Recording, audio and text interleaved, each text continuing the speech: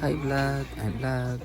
Ngayong araw po ay nanganak yung inahing baboy namin at nahihirapan po niya ito ilabas.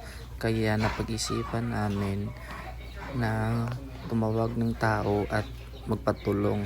So ayan po guys, gilagyan ng mantika ni Manong ang kanyang kamay para puutin ang bata sa loob ng tiyan ng baboy na nahihirapan po talaga kahit po yung nagkakukot sa private part ng baboy is nahihirapan po siya kasi iniipit daw ng baboy sa loob, pinipigilan ng inahing baboy yung bata kasi siguro nasasakitan din po siya. So ayan po, may apat na anak po na lumabas sa tiyan niya, puro kuot din po yan ang nangyari. So nangyari, may natira pang bata sa loob ng tiyan ng baboy. So kailangan talaga ilabas guys, kasi kung hindi yan may labas, mamamatay ang inahing baboy pati yung bata sa loob, mga bata sa loob.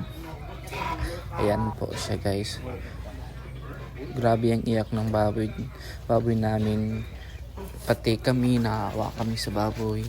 Yan, hindi namin alam kung anong itutulong namin. Pinagpray na lang namin sa God na sana malutas din niya. Grabe malutas niya. Grabe ang pagod ng inahing baboy. Grabe. Kawawa as in guys. Hindi namin alam kung anong gagawin namin kasi wala kaming matawag ng technician kasi ang layo to, nasa bukid po. Patas gitbong sa aton. Ilang taon ba lang ang kanya? As in, nahihirapan talaga magkuot. Hindi niya talaga matanggal kahit yung kamay niya man, nahihirapan niya tanggalin yung kamay niya. Patay na kasi yung sa loob ng tiyan ng baboy. So ang tanging paraan lang is ilabas niya yung patay sa loob ng tiyan. Yan po guys, grabe, first time po nangyari sa amin. Sana tumutulong na yung mga gatas ng inahin. Grabe ang tuloon ng gatas niya. Yan po, nahihirapan po, nagpahinga lang si kuya, kumuha ng mantika para ilagay naman, para pisaan ng mantika sa loob ng tiyan niya. Yan po, grabe yung position ni kuya. Awang-awa kami sa baboy. Yan siya guys, pagod na siya. Grabe, nanganga na siya po.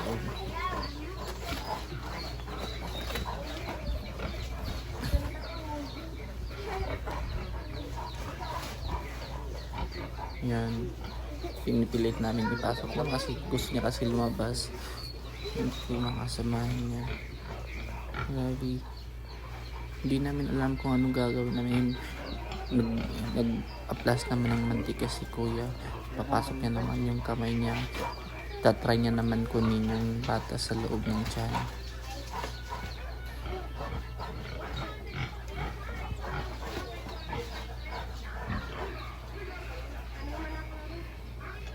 Grabe yung awa ko sa baboy. Pakaon. Anong ginapakaon namon? Pero kanon lang ah. Hirap na hirap din si kuya kunin yung bata sa loob ng tiyan. Igilid mo lang na yan. Kasi almost 5 hours po na hindi lumabas yung bata sa loob kasi patay po yung bata sa loob ng tiyan ng inahin niya. Ginawa naman namin lahat, i-enjoy ka namin para mailabas niya yung bata, hindi niya rin nailabas. So wala kami choice kundi ilabas na lang kasi tumawag kami sa technician.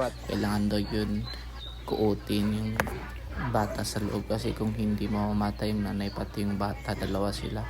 So mangyayari, pinagpili kami kung ano daw ang gusto namin mangyari, kung gusto ba mamatay na lang yung bata o gusto nabuhay yung nanay o gusto mamatay na dalawa. So pinagpili kami, so kailangan namin gikuot na lang namin.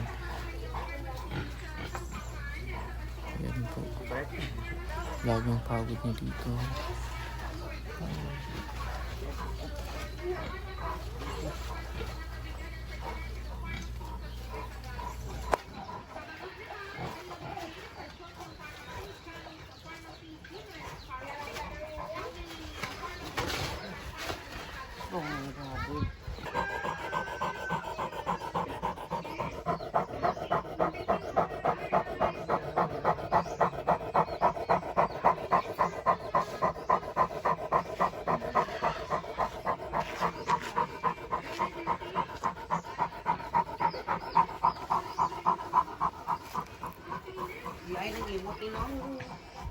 ni ay daw.